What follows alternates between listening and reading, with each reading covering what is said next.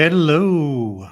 Let's see. I'm getting things set up here, but I am fixing to record Saturday's podcast. So you on YouTube get to see it a little early because I am filming them live on YouTube and I do very little editing.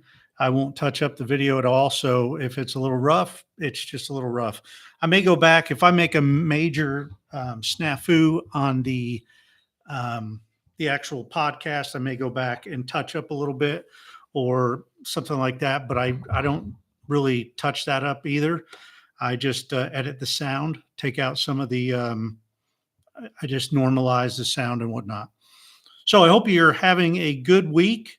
It is, what is it? Tuesday. I usually I usually record all of my podcasts on Monday, but I am actually a little behind. So I got to record Saturdays and Mondays today. I usually record 6 every Monday.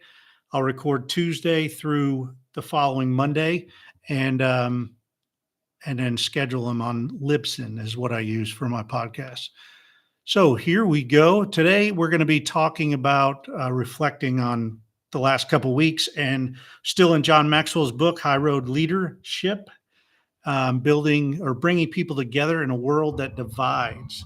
And I just cannot stand the fact that that is going all around. So let me get this going.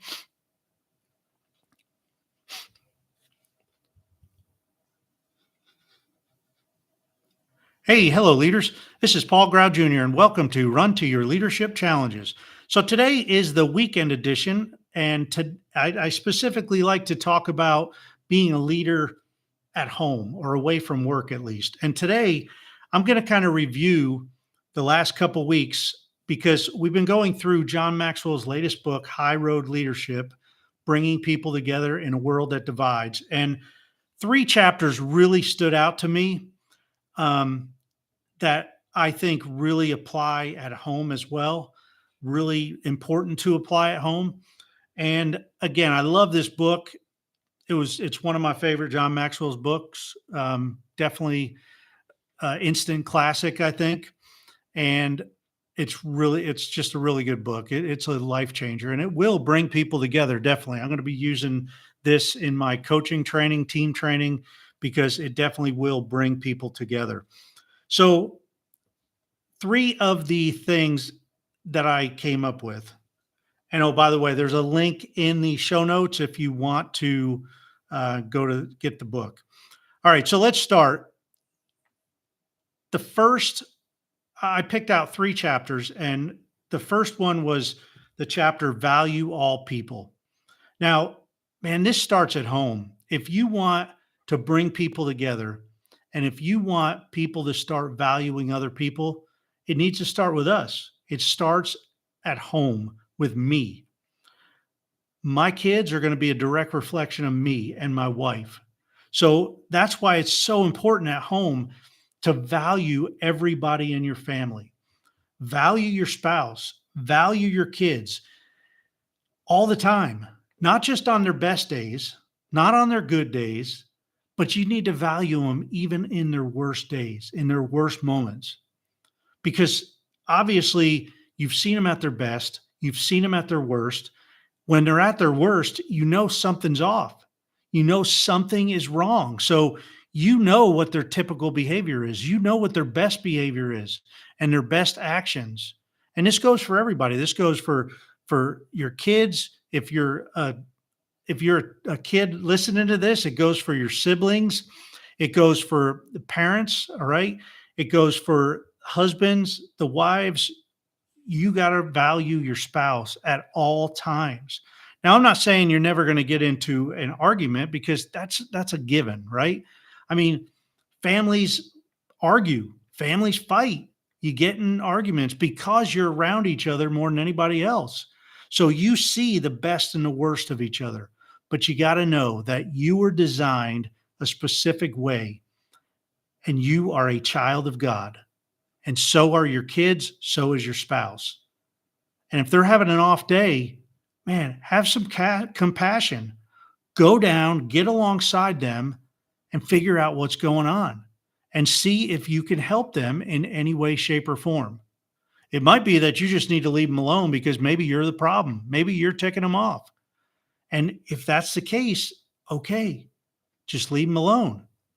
So valuing all people, it needs to start at home. It needs to start at home. So important. The second chapter that I really think applies at home is do the right things for the right reasons. And the thing that why this stands out to me is because there's no better place, just like valuing all people. Well, guess what? Doing the right things for the right reasons starts at home also. And it starts with the parents. If I am not leading by example and doing the right things for the right and what right reasons in front of my kids, if I don't have the right motives, if I'm in just trying to do stuff for me all the time, that tells them that that's what's expected of them, and they can do that. They could do that when they're out and about because it's all about them. Well, guess what? It's not about us. It's not all about me. It's not all about me. It's about other people around me. So, we have to basically, I'm just checking some notes here, but you need to be the person that you want your kids to be grow up to be. This isn't always easy. And believe me, this is more challenging at times than anything else because you are being watched by your kids all the time. And what you do, they're going to do. And then when you yell at them for doing that, they're going to say, well, you did that. And what's your excuse there? Well, I'm the parent. I can do that. That's a sad excuse. And believe me, I've used that before. And I'm telling you, it's a sad excuse because you shouldn't be doing something that you don't want your kids to do. Now, this reminded me, do the right things for the right reasons. Long time ago, we were stationed in Malmstrom Air Force Base up in Montana. And we used to go on a lot of day trips. We'd go down to Yellowstone, we'd go up to Glacier, and we'd leave our house real early in the morning. It was Great Falls, Montana, and we lived on base. And so we were heading off base the one day to go on a road trip, and we went through Burger King to grab breakfast. And we grabbed breakfast. At that time, it would have been me and my wife and my two oldest kids, Faith and Gabrielle, or Gabby. And so we went through Burger King, and I don't know what it was. All of us didn't get breakfast, but it was like 29 bucks or something like that. And I handed the girl 2 20s. So she makes the change and she gives me back like $32. I gave her a 40. It was like $29, and she gives me back more than I gave her, more than the actual meal was. So I didn't realize this because I'm taking food, passing it to my wife. I get the change, I pass it to my wife. And the next thing you know, I'm pulling out of the drive-through, and my wife's like, look at this. And I stopped, and I thought she shortchanged us or something, but no, it's the opposite. It was the opposite. She gave us back, I mean, we got our deal for like a third of the cost. She gave us all this change back. So without even thinking, we just pulled around, and my wife jumped out of the car and she went in, or that time, I don't know, this has happened several times. I think what we did is we went around to the drive-through because there was nobody in the drive-through, and I pulled up and I was handing the woman back the money, and I was like, hey, you gave me too much money back. And she's like, what? What do you mean? And I was like, well, it was like $29, whatever it was, and some change. I said, you gave me the change, and you gave me, you gave me like $32 back. And she's like, no, that's not right. That's not right. And I'm like, listen, I'm telling you, I'm not trying to take money from you. I need to give money back to you. So it was all we could do to she had to call over the manager because she didn't believe us. And I mean, I was giving her money. But the moral of this story is we did the right things for the right reason. The money wasn't ours. We paid. We got more back than the meal actually cost in change. And we wanted to make it right. But she was shocked. And she called the manager over, and I explained to the manager, and The manager was like, "Oh, yeah, thanks, man. I appreciate you coming back, because we would have been short 20 some bucks." And I'm like, "Yeah," I said, "I know. And I want to pay for my breakfast. I don't want to, because guess what? Whether you want to admit to it or not, that's stealing. If you're getting back wrong change, correct it right there. Some of you might say, well, that's a blessing from God, and I got a gift from God. Well, you know what? No, it's not. I don't believe that. If you catch it, now it would have been a different story. If we were 20 miles down the road and we figured this out, what we would have done is take the money back probably the next day or when we're back in town. But I mean, I don't know. I want to be honest and I want to be truthful. And the biggest thing that came out of that is our two oldest daughters were in the car and they saw that once the girl said, "No, that's not," we could have just drove off. But we knew that she gave us too much back, and they saw that. They saw us spend an extra 10 minutes, and, believe me, when I'm going on a road trip, I wanna get out of the house as early as possible and hit the road, and I spend an extra 10 minutes there just trying to give their money back, and, this has happened a long time, and most of the time, the people are like, "You're bringing money back?" We've been to Walmart and got out in the car and realized that one of our kids put something in the bag or my wife's purse or something, and she's like, "Oh my gosh, you put this in my purse." She's gone back in and paid. Well, our kids see that. They also see if you're not doing it. But let me ask you, what kind of child or what kind of kid do you want to raise? Do you want to raise one that's got good ethics and knows that they're going to bring money back? The same thing could go either way. If they don't give us enough back, we're going to go back and argue and want our money back, right? Well, the same thing goes. I mean, that cashier may have had to pay an extra 20 bucks because we kept that extra 20 bucks and I don't want to have something come out of her pocket. That's not right. So anyway, just do the right things for the right reason. And again, it's not always hard or it's not always easy, but it could be a very big positive example. And finally, the third chapter that really stood out to me was the chapter Embrace Authenticity.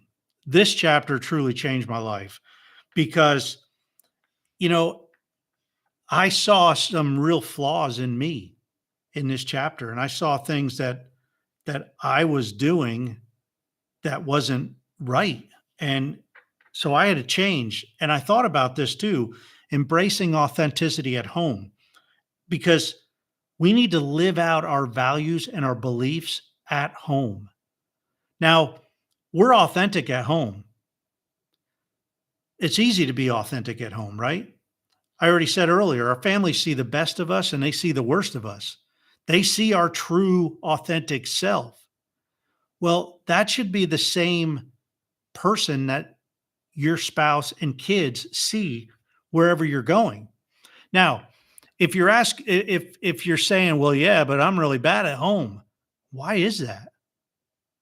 Why are you bad at home? You shouldn't be bad at home. You shouldn't be treating your wife or your spouse and kids bad. And if you're treating them bad and you have to adjust that behavior when you go out in public, well, maybe you need to be more like that public you, because you got to figure out what's going on at home that's making me this way. What's triggering me? And like I said, it's easy to be authentic at home, but just the biggest thing here is embrace who you are. Embrace who your spouse is and who your kids are. And really just accept them for who they are with their God given gifts, and not who, don't try to make them into something else that you want them to be. Embrace true authenticity in yourself and others. And, build on their strengths. Your spouse, your kids, yourself, you should be building on your strengths all the time, because that is how God wired you. And we shouldn't be trying to get good at our weaknesses. We should be trying to get great and excellent and outstanding in our strengths because that is how God wired us.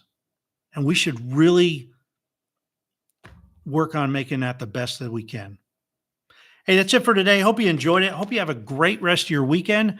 And come on back on Monday. I'm going to share next week a little bit out of this book. It's called What to Say When You Talk to Yourself. It's all about self-talk, but this is amazing stuff. And it's from Chad Helmstetter.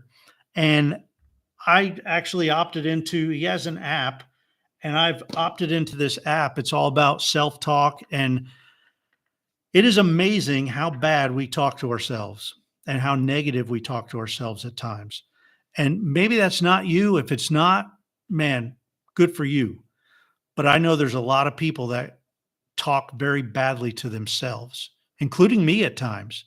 And so we're going to dive into that a little bit next week. Probably won't be every episode, but I want to talk about that for a couple days at least. That's it for today. Have a great rest of your weekend. And until Monday, run to your challenges. We'll see you. All right. So that's that. Hope you enjoyed it. A bonus thing is if you like this book right here, there it is right there on my shelf. John Maxwell, High Road Leadership, Bringing People Together in a world that divides. Really good book. I loved it. One of my favorites, definitely. And I don't see any chats going on here. So I'm going to log off, and I'll probably record Mondays either later today or tomorrow. So we'll see you then.